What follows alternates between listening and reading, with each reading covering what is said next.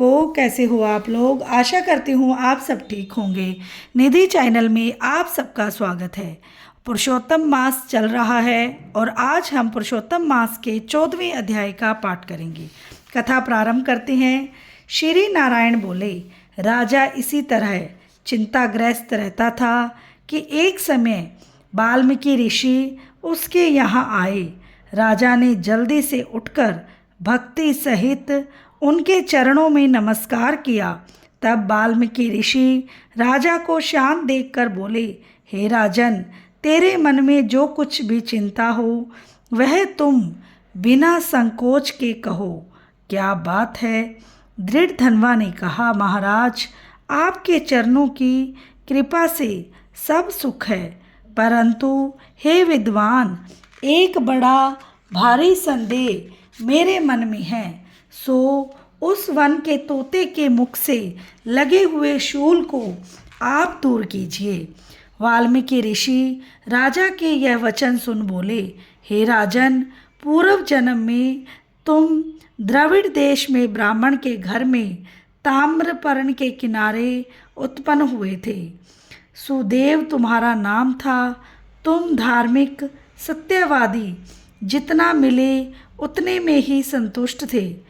तुम्हारी स्त्री उत्तम गणों वाली गौतम ऋषि की पुत्री गौतमी नाम से विख्यात थी। गृहस्थ आश्रम के धर्म में चलने वाले सुदेव को कितना ही काल व्यतीत हो गया, परंतु उसके संतति नहीं हुई। एक दिन आसन पर बैठा हुआ अपनी स्त्री से सेवा कराता हुआ थका हुआ वह ब्राह्मण बोला, हे सुंदरी, संसार में पुत्र से परे कोई सुख नहीं, क्योंकि तप दान से उत्पन्न पुत्र परलोक में सुख देते हैं। शुद्ध वंश में उत्पन्न हुई संतति इस लोक और परलोक में भी सुख देती है। उस श्रेष्ठ संतति को यदि प्राप्त न हुआ तो मेरा जीना ही वृथा है। मैंने न पुत्र खिलाया, न उसे वेदाध्ययन कराया, न उसका विवाह आदि किया, अतः मेरा जन्म वृथा है। इसीलिए मेरी मृत्यु शीघ्र हो ही जाए तो अच्छा है। मुझे आयु प्रिय नहीं है। इस तरह अपने पति के वचनों को सुन उस सुंदरी के मन में अत्यंत दुख हुआ और वह बोली, हे प्राणेश्वर, तेरे ऐसे तुच्छ वाक्य मत बोलो। तुम्हारे जैसे वैष्णव शूरवीर कभी निराश नहीं होते। विप्र, आप सत्य धर्म में तत्पर रहें। आपने तो स्वर्ग जीता है। पुत्र की इच्छा है तो जगन्नाथ की आराधना करो। वह ब्राह्मण श्रेष्ठ अपनी पत्नी के ऐसे वचन सुनकर निश्चय के साथ ताम्रपाणी नदी के किनारे चला गया। वहाँ जाके पुण्य तीर्थ में स्नान कर महाभयंकर तप करने लगा। ऐसे उस तपोनिधि के 4000 वर्ष बीत गए। हे ब्राह्मण, उसके तप से त्रिलोकी कांप उठी। महाउग्र उस सदैव का तप देख बड़े बड़े वेग से गरुड़ पर सवार भक्तवत्सल श्री भगवान प्रकट हुए।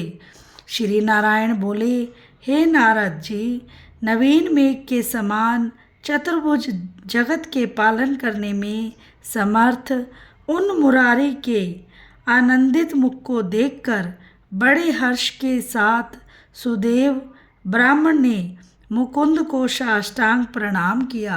बोलो श्री विष्णु भगवान की जय हो। और कथा के अंत में हमें कीर्तन करना चाहिए। आप भी हमारे साथ साथ कीर्तन कीजिए।